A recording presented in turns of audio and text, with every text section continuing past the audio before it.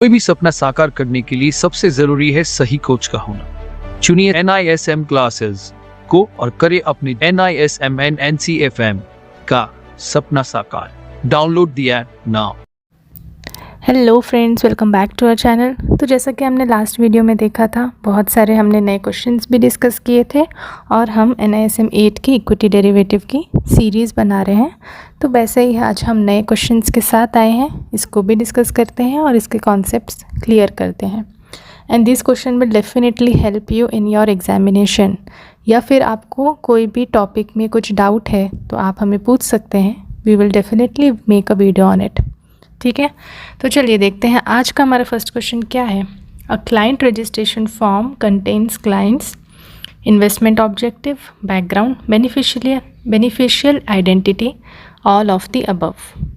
तो देखिए, क्लाइंट का रजिस्ट्रेशन फॉर्म जो होता है उसमें बहुत सारी चीज़ें होती है, बट उसमें ये 3 चीज़ें होना इज़ मोस्ट इम्पॉर्टेंट। ठीक है, और उसका इन्वेस्टमेंट ऑब्जेक्टिव क्या है।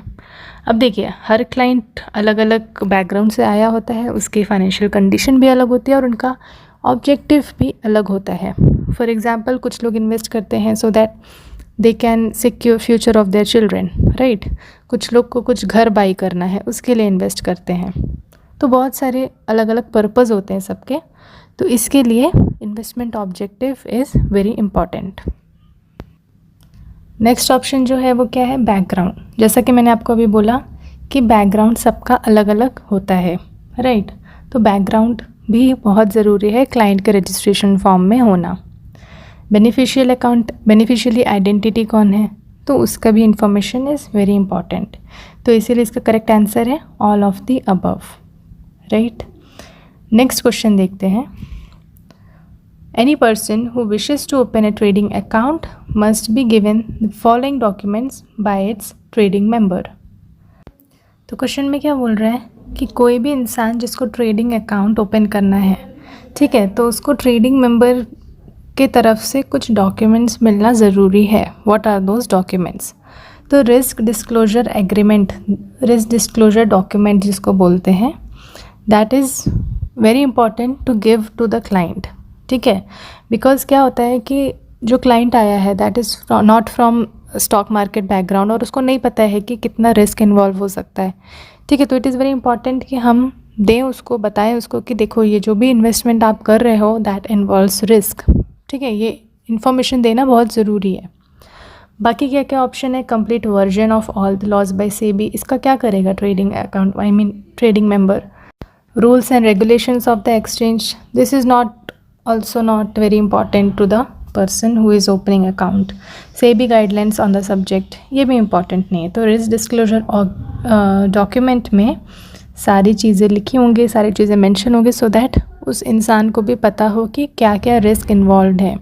नहीं तो कल को आके वो जो हमारा ट्रेडिंग मेंबर है उससे जाके झगड़ा कर सकता है कि इतना रिस्क कैसे हुआ, मैंने तो 10 लाख इन्वेस्ट किए थे, अब ये 9 लाख कैसे बचे।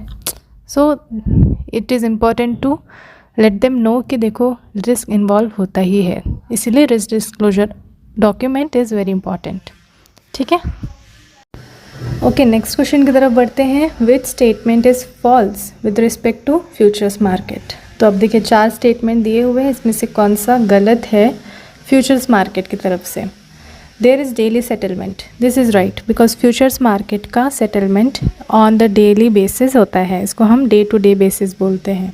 ठीक है, तो ये तो राइट है। There are standardise contract terms, this is also right. Standardise होता है फ्यूचर्स मार्केट, कस्टमाइज्ड होता है फॉरवर्ड मार्केट, तो ये भी करेक्ट है। No margin payment is required, तो this is wrong, because futures market में मार्जिन पेमेंट तो रिक्वायर होता ही है। ठीक है, तो ये स्टेटमेंट हमारा फॉल्स है। फिर भी हम लास्ट स्टेटमेंट पढ़ लेते हैं। Traded on organised exchange, this is also true. Futures market organised exchange में ही ट्रेड होता है, तो ये तो ट्रू स्टेटमेंट है। तो इसका करेक्ट आंसर क्या हो जाएगा, no margin payment is required. Next question is dash of the option is the one who by paying the option premium buys the right but not the obligation to exercise his option on the seller। तो question में पूछ रहा है कि कौन होता है जो by paying option premium right by कर लेता है बट नॉट दी ऑब्लिगेशन। तो हमको पता है कि बायर ही वो इंसान होता है जिसके पास राइट होता है बट नॉट दी ऑब्लिगेशन। तो इसका करेक्ट आंसर हो जाएगा बायर ऑफ द ऑप्शन। ठीक है। Now the next question is among the given options which one can be the principal driver of the movement of stock index. तो देखिए stock index में क्या होता है कि बहुत सारे स्टॉक का जो भी अंडरलाइंग शेयर्स होते हैं उन सब का मूवमेंट कैप्चर होकर उन सबको डिटरमाइन करता है स्टॉक इंडेक्स, राइट। तो स्टॉक इंडेक्स में बहुत सारे डिफरेंट स्टॉक होते हैं जिसके मूवमेंट के इफेक्ट स्टॉक इंडेक्स पर आता है इन शॉर्ट। ठीक है। तो इसका करेक्ट आंसर क्या हो जाएगा, price movement in underlying shares. That is the right answer, because stock index को हम बास्केट ऑफ इंडेक्स भी बोलते हैं, basket of shares I mean. तो इसका करेक्ट आंसर हो जाएगा जो भी मूवमेंट है अंडरलाइंग शेयर का वो ही प्रिंसिपल ड्राइवर होता है मूवमेंट ऑफ स्टॉक इंडेक्स के लिए। ठीक है। Now the last question is if a day order is not executed during the day it will get cancelled automatically once the trading time for the day is over. Next option, get executed the next day if it's in the price range, get executed in the special auction market, none of the above.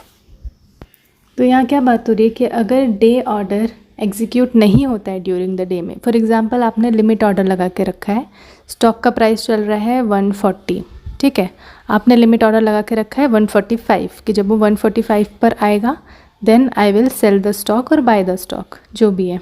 ठीक है। लेकिन अगर वो 145 तक आया ही नहीं उस दिन पे तो क्या होता है, दैट इज़ द क्वेश्चन। तो होता ये है कि वो जब trading time for the day होता है ख़त्म लाइक 3:15 3:30 पे वो ऑटोमेटिकली कैंसिल हो जाता है। अगर आपका प्राइस 145